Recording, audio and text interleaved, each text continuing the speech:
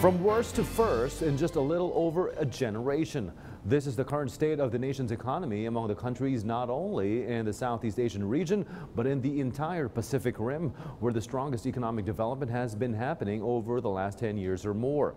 PTV's senior and chief correspondent Rocky Ignacio reports on this latest World Bank Economic Prospect Report, which comes as little surprise to all of us.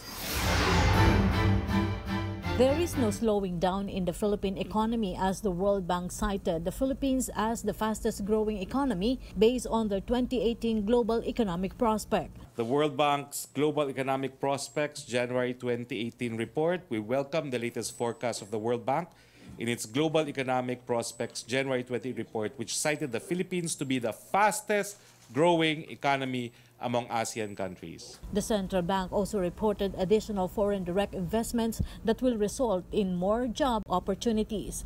But the Bangko Sentro de Pilipinas reported in the October 2017 foreign direct investments that net inflows reached 2 billion compared to 670 million last October of 2016. Roque believed that the implementation of the Tax Reform Acceleration and Inclusion or TRAIN law is timely to sustain a better and stable economy. With the implementation of the Tax Reform for Acceleration and Inclusion Act, the Philippines will continue to be one of the top performing economies as this will boost infrastructure spending. The big rollout of major infrastructure projects would result in a substantial increase in our gross domestic product for 2018.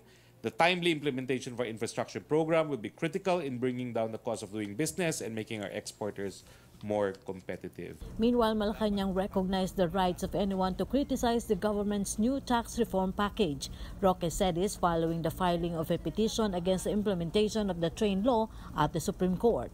There's overwhelming presumption of regularity because of the enrolled bill doctrine that the TRAIN was signed by the Senate President and the Senate and the Speaker of the House before it was signed by the President into law.